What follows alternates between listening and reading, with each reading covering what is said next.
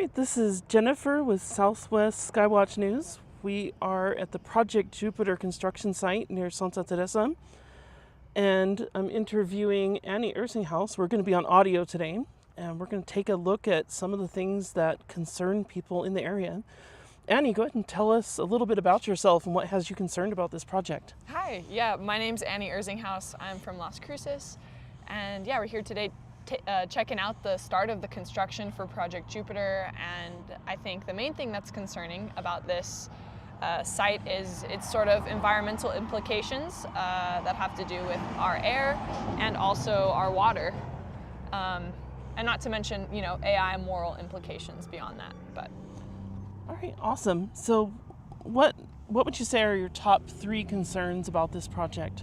Yeah, I think to start off, my number one concern would be air pollution, specifically CO2, but there's also all the particulates that come with that. Project Jupiter, first of all, is a $165 billion project, so it's massive, but to sort of compare it and have you understand how big its air quality implications are, it will produce about 12 times the amount of CO2 that Las Cruces produces annually. So it's about 12 times the size of Las Cruces, 4 times the size of all of El Paso Electric, and 2 times the size of the state of New Mexico. So it's a massive project. So there's air pollution. Next up, I'd say water is a bigger thing too. They haven't really defined how much water they're going to need, and the small definition that they have come across with is 20,000 to 60,000 gallons, and they've changed that to potable water, so that it limits their potable water usage and not the water that is not potable. And if you look on the screen here, we see this big tank of water that's for construction, right? Do we know how much water they need for construction? No, but we see this big tank here that is feeding this construction site, and we don't know what's allowed, how much water they're using. Okay, and then another thing I've been reading about on your videos, I've seen that there's concerns about transparency. Do you want to talk about those a little bit? Yeah, and that starts off super early on. I mean, the public had 3 weeks to know about this, and within those 3 weeks before the final vote of the IRB, which defined their tax breaks and the amount of money we would get in lieu of taxes, they had community meetings hosted by Project Jupiter, and I'd say they were more like publicity PR stunts, just sort of explaining how great this project is going to be when they weren't really answering any specifics. Even commissioners didn't have full information of this project when they signed off on September 19th on that vote for the IRB. And so, like we're saying, there's still questions about how much water they're using. There were still questions before that vote about energy production and how many microgrids they would need. And right now they've split their microgrids up actually into 2 separate sites, so they could limit or fall under the thresholds of particulates and pollution on each site rather than be limited to one site. So right now I think what we're looking at is site 1, and I want to say this is, the east microgrid. The west microgrid is actually technically another site behind us, but they're well within the vicinity of each other to be polluting the same air. And as you can see, it's just a big site that they're completely clearing. Have you been able to get in touch with them and ask them about your concerns, or have they been responsive? Since the IRB, they haven't been. Since they got the yes, the okay, the green light, they have been lacking response. They haven't set up any more public meetings, and the commissioners themselves also have just sort of been trying to fill in the gaps in radio show panels and things, but they haven't answered our questions since before the vote, and they still have yet to answer any of our questions about things. So okay. Yeah.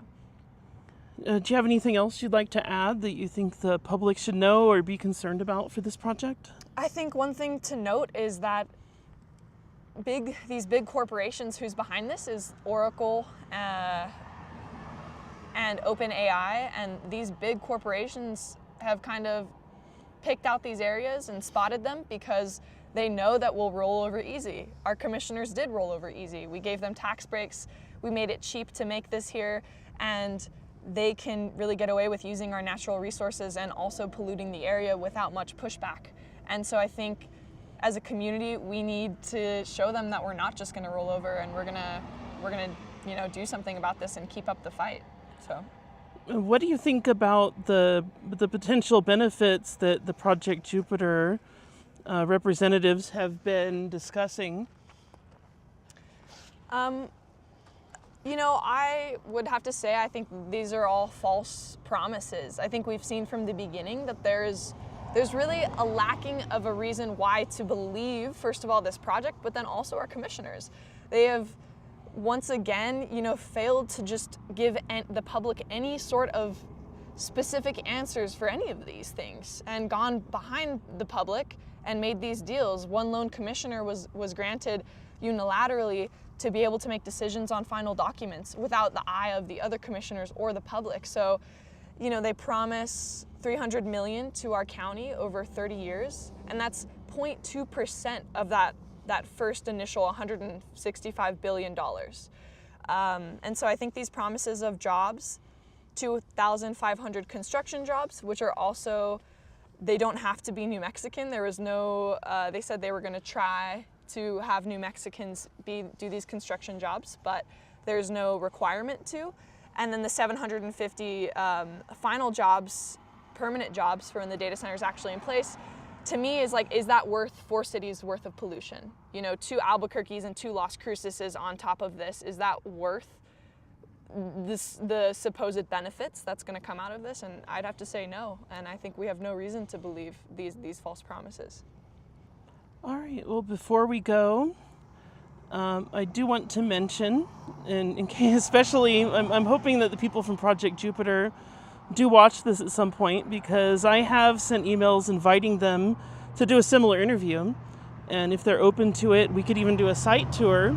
We can fly over more closely with their permission to go down their road and give their side of the story. That's definitely welcome if in whichever format they'd like to conduct it. So that invitation is still open, and we'd like to present both sides of the story. Unfortunately, so far all I've been able to do is present one side, so we're looking forward to them getting a hold of us hopefully. All right, well, thank you very much. Thanks for having me.